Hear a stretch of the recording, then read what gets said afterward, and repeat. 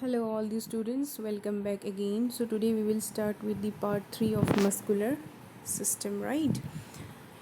इससे पहले वाले लेक्चर में I have tried to explain you the different types of muscle cells, that is skeletal muscle cell, smooth muscle cell and cardiac muscle cell. उनके बीच में क्या difference है, ठीक है, वो मैंने आपको एक्सप्लेन कर दिया था. स्केलेटल मसल का स्ट्रक्चर मैंने आपको डिटेल में इसीलिए एक्सप्लेन किया था ताकि आपको मसल कैसे कॉन्ट्रैक्ट करता है, what is the mechanism behind that, वो आपको ईजिली समझ में आ जाए. ओके तो बाय द टाइम आपको पता है स्केलेटल मसल सेल का स्ट्रक्चर कैसा होता है तो मैकेनिज्म आपको आसानी से समझ में आ जाएगा. कंटेंट कंपोनेंट्स, सबसे पहले हम जानेंगे कि मसल कॉन्ट्रैक्शन में कौन कौन से कंपोनेंट्स इन्वॉल्व हैं, right. Then we will see muscle कैसे कॉन्ट्रैक्ट एंड रिलैक्स करता है, what is the mechanism. Then sliding filament model क्या है, ठीक है. This all points are very important from the exam point of view and for your understanding also. So first of all under the mechanism of muscle contraction हम देखेंगे, we are talking about the muscle contraction mechanism of skeletal muscle, ठीक है. Next जो lectures है उसमें हम smooth muscle and cardiac muscle का भी देखेंगे कि क्या डिफरेंस है. मैकेनिज्म तो सेम है तीनों का, बट जो बेसिक डिफरेंस है वो हम लेटर ऑन डिस्कस करेंगे. फर्स्ट हम देखेंगे स्केलेटल मसल का कॉन्ट्रैक्शन कैसे होता है. So you are familiar with muscle fibre, आपको पता है मसल फाइबर मसल सेल को बोलते हैं, उसका स्ट्रक्चर आपको पता है. मसल सेल के जो प्लाज्मा मेम्ब्रेन है उसको सार्कोलेमा बोलते हैं, that you know. Muscle cell के साइटोप्लाज्म को हम सार्कोप्लाज्म बोलते हैं, दैट यू नो, ठीक है. ये सारे टर्म्स अभी आगे काम आएंगे, ठीक है. मायोफाइब्रिल्स जो है, एक्टिन एंड मायोसिन जो है, इनको हम मायोफाइब्रिल्स बोलते हैं, which is the structural unit of the muscle cell and the functional unit is the sarcomere, right. तो एक्टिन एंड मायोसिन ये दोनों प्रोटीन से मिलके मसल सेल बना होता है, ठीक है. चूँकि इनका इन्वॉल्वमेंट मसल कॉन्ट्रैक्शन में होता है, they are responsible for muscle contraction, इसीलिए इनको कॉन्ट्रैक्टाइल एलिमेंट भी बोलते हैं. सबसे पहले हम जानेंगे एक्टिन के बारे में, ठीक है. तो एक्टिन जो है ये एक मसल प्रोटीन है, ठीक है, जो कि मसल का स्ट्रक्चर फॉर्म करता है. लास्ट लेक्चर में मैंने आपको एक डायग्राम दिखाया था, actin and myosin filament, red strip and yellow strip करके, ठीक है. तो एक्टिन जो है, सबसे पहला पॉइंट, एक्टिन को थिन फिलामेंट भी बोलते हैं. एक्टिन जो है दो फॉर्म में प्रेजेंट होता है, एक होता है जी फॉर्म और एक होता है एफ फॉर्म. जब मसल रिलैक्स स्टेट में होता है तो एक्टिन जी फॉर्म में प्रेजेंट होता है, ठीक है. मसल जब कॉन्ट्रैक्शन कर रहा होता है, eight the time of muscle contraction actin जो है एफ फॉर्म में प्रेजेंट होता है. अब आपको मैं डायग्राम से बताती हूँ, ऐसे आपको अगर डिफ़िकल्टी हो रही है तो वेट. फर्स्ट ऑफ ऑल थ्योरेटी के लिए हम जानेंगे, ठीक है. नाउ एक्टिन जो है ये एक सिंगल यूनिट है, यानी कि this is a monomer, single unit है. तो जी एक्टिन को मिलकर जो है एफ एक्टिन बनता है. जब बहुत सारे G actin together bind up करते हैं तो इट मेक्स अ बैंड जिसको हम एफ एक्टिन बोलते हैं. यानी कि एफ एक्टिन एक पॉलीमर है, इसका मोनोमर यानी कि इसका रिपीटिंग यूनिट जी एक्टिन है, ठीक है. G actin spherical in shape होती है, ग्लोब्यूलर मतलब स्पेयर लाइक स्पेरिकल इसका शेप होता है. एफ एक्टिन जो है ये fibrous, this long fibrous like इसका शेप होता है, ठीक है. एफ एक्टिन, दो एफ एक्टिन के बैंड जब टुगेदर मिलके ट्विस्टेड अभी डायग्राम में मैं आपको समझाऊंगी.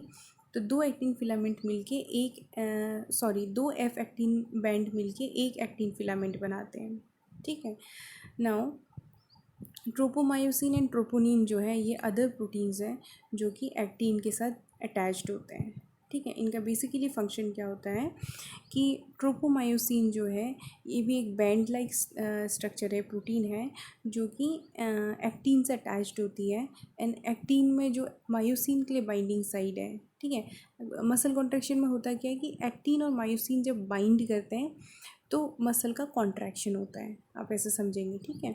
लेकिन जब मसल रिलैक्स स्टेट में होता है तब ट्रोपोमायोसिन जो है एक्टिन में जो मायोसिन के लिए बाइंडिंग साइड है उसको कवर अप कर देती है. तो इसीलिए एक्टिन मायोसिन एक्टिन से बाइंड नहीं कर पाती है तो कॉन्ट्रैक्शन नहीं हो पाता है, ठीक है.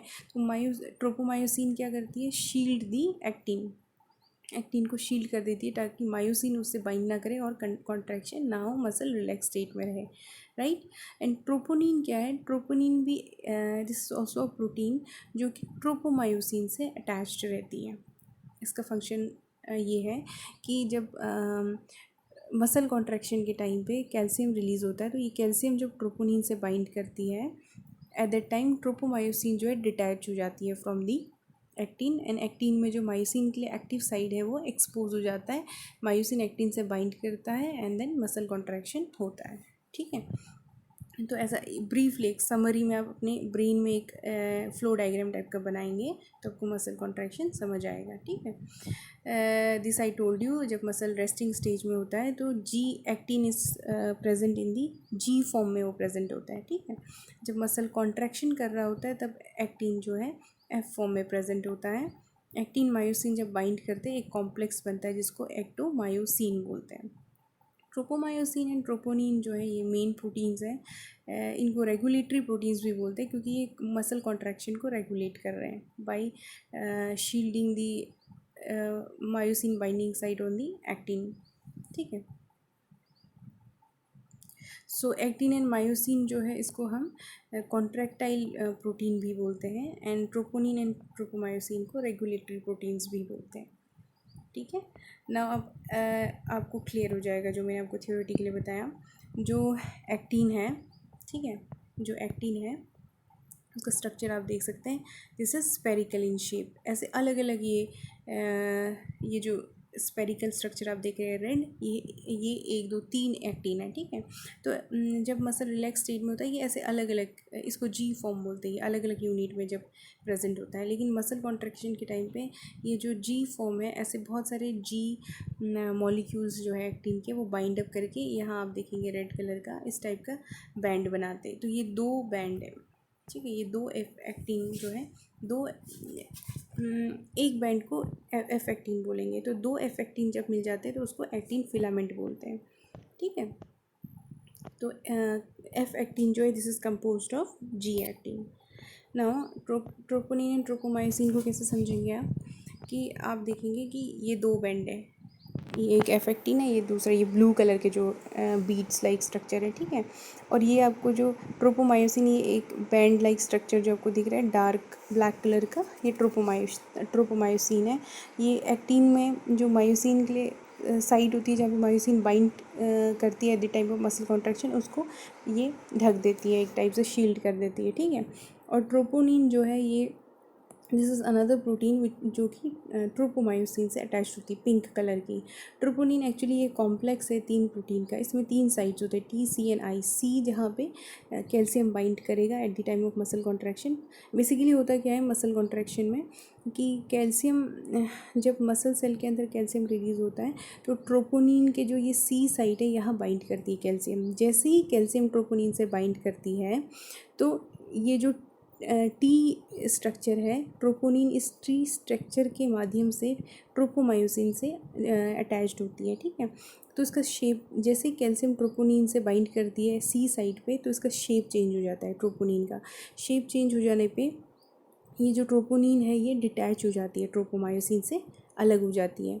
जब ये डिटैच हो जाती है तो उस टाइम पे क्या होता है कि ये ट्रोपोमायोसिन जो है ये जो एफ एक्टिन है इससे डिटैच हो जाती है।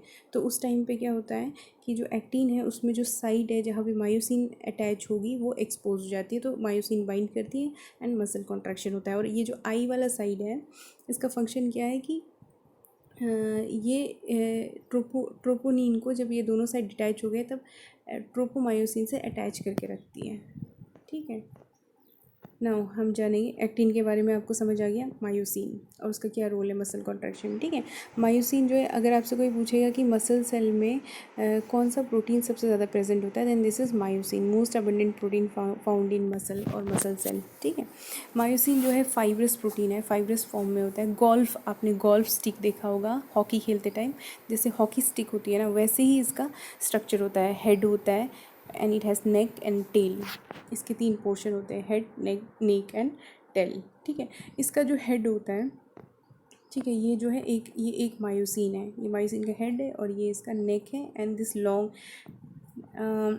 ये जो राउंड वाला है, ठीक है, ये हेड है और ये छोटा सा आपको जो दिख रहा है elevated structure, this is the neck, और ये लॉन्ग जो जा रही है दिस इज़ द टेल। तो 3 पोर्शन होते हैं मायोसिन के, हेड, नेक एंड टेल। ठीक है, तो ये जो हेड वाला पोर्शन है मायोसिन का, यही एक्टिन से बाइंड करती है। यहाँ पे एक्टिन का बाइंडिंग साइट होता है, ये पिंक आपको जो दिखाया है। ठीक है, दिस इज़ दी एटीपी, यहाँ पे एटीपीएस एंजाइम बाइंडिंग साइट भी होते हैं एंड एक्टिन बाइंडिंग साइट भी होती हैं। ठीक है, तो so it attaches with the active muscle contraction के टाइम पे इस हेड के थ्रू एक्टिन से इट बाइंड्स। मैंने आपको एक स्ट्रक्चर दिखाया था जिसमें मैं अलग से आपको वो पिक्चर दिखा दूंगी तब आपको समझ आ जाएगा।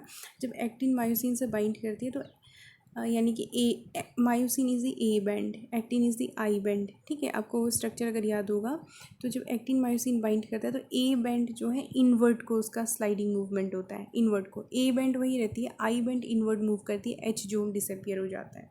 तो मतलब मसल कॉन्ट्रैक्ट करता है, ये कॉन्ट्रैक्शन में फ्लिप ओवर करता है तो साइज़ डिक्रीज़ करती है, इसी को मसल कॉन्ट्रैक्शन बोलते हैं। ठीक है, अब एक्चुअल मैकेनिज्म देखेंगे। सो जब मैंने आपको पहले बताया था कि cardiac muscle and smooth muscle जो है सेल्फ स्टिमुलेटरी होती है, उसको कोई स्टिमुलस नहीं चाहिए होता है कॉन्ट्रैक्शन के लिए। बट जो स्केलेटल मसल है, जब तक स्टिमुलस नहीं मिलेगा नर्वस सिस्टम से, जब तक सिग्नल नहीं मिलेगा, इसमें कॉन्ट्रैक्शन नहीं होता है। तो जब कोई message in the form of impulse nervous system से मसल फाइबर में आता है, यानी कि मसल सेल में आता है थ्रू द न्यूरोमस्कुलर जंक्शन। ठीक है, यहाँ आप देखेंगे कि ये मोटर न्यूरॉन है, यानी कि ये नर्व है जो नर्वस सिस्टम से, दिस इज़ दी नर्व जो कि नर्वस सिस्टम से सिग्नल लेके आ रहा है। ठीक है, to the muscle cell and the signal is acetylcholine. ठीक है, न्यूरोमस्कुलर जंक्शन में ऐसा होता है। तो सिग्नल तो at the time muscle cell response करते हैं to the stimulus, muscle contraction होता है। ठीक है, now if this signal is not present, अगर कोई सिग्नल नहीं होगा तो मसल जो है रिलैक्स स्टेट में रहती है, मसल का कॉन्ट्रैक्शन उस टाइम पे नहीं हो रहा होता है। So this signal reaches to the neuromuscular junction. ठीक है, और न्यूरोमस्कुलर जंक्शन में यानी कि जहाँ पे नर्व जो है मसल के कनेक्शन में आ रही है, उसको न्यूरोमस्कुलर जंक्शन बोलते हैं, जहाँ पे मसल्स एंड नर्व का जो है अटैचमेंट होता है। ठीक है, तो वहाँ पे केमिकल मैसेज रिलीज होता है। आपको न्यूरॉन मैंने एक्सप्लेन किया था, न्यूरॉन का स्ट्रक्चर।